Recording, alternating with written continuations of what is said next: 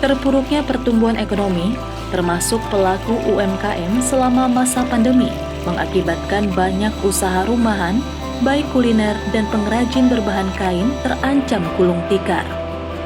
Untuk mengantisipasi banyak kerugian, tidak sedikit pelaku UMKM melakukan berbagai inovasi guna menarik minat pembeli singgah di toko mereka. Salah satunya, pemilik batik etnik Medan yang berada di Jalan Padang, Kelurahan Bantan, Kecamatan Medan Tembung, Sumatera Utara. Di tempat ini, selain melibatkan generasi milenial, pemilik juga melakukan inovasi batik etnik bermotif beragam suku yang ada di Sumatera Utara yang dipadukan dengan tren busana generasi kekinian.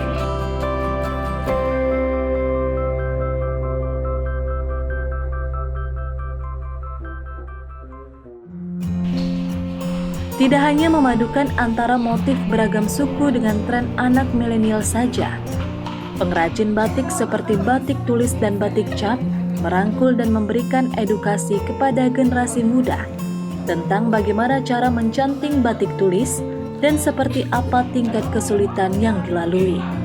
Sehingga, selain mereka mengetahui bagaimana proses pembuatan batik, para generasi muda tersebut juga dapat mengenal ciri khas beragam suku yang ada di Sumatera Utara. Aneka ragam motif batik dibuat di sini. Dari mulai motif beragam suku budaya didesain di atas kain putih, kemudian menggunakan bambu dan tembaga sebagai mata pensilnya. Cairan tersebut dipindahkan untuk menulis aneka motif sesuai suku dan budayanya. Sebelum masa pandemi COVID-19, batik etnik Medan ini mengalami peningkatan penjualan hingga masuk ke pasar internasional yaitu Malaysia. Namun sejak pandemi tahun 2020 kemarin, penjualan batik bermotif beragam suku di Sumatera Utara mengalami penurunan drastis hingga 50%. Sehingga yang saat itu dilakukan adalah dengan mengurangi produksi batik. Untuk mengantisipasi penurunan omset berlebih, pemilik mencoba melakukan beberapa inovasi.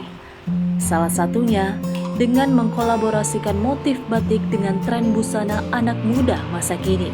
Penurunannya itu pasti adalah Bang, semua pasti merasakannya di saat COVID ini. Bahkan sampai 50-75% penurunan karena adanya COVID ini. Ya langkah-langkah kami mungkin ya kami membuat masker, membuat pemasaran melalui sistem online seperti itu.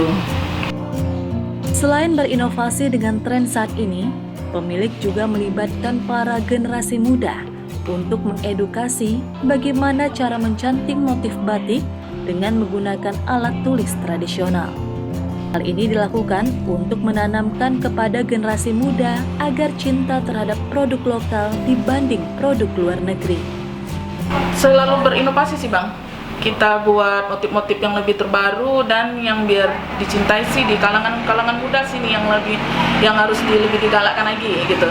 Karena batik ini rata-rata sih masih orang-orang dewasa yang pakai, orang anak-anak muda tuh masih jarang gitu. Jadi buat inovasi gimana supaya pemuda kita tuh lebih suka dengan batik.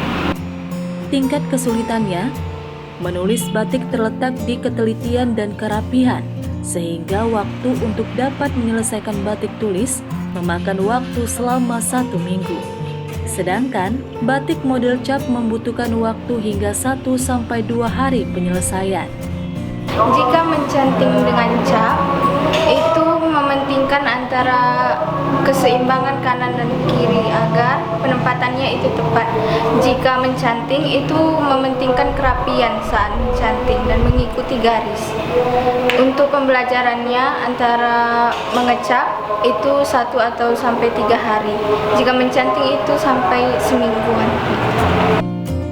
Variasi warna dan corak batik etnik ini selalu membuat para pembeli terus datang ke toko ini.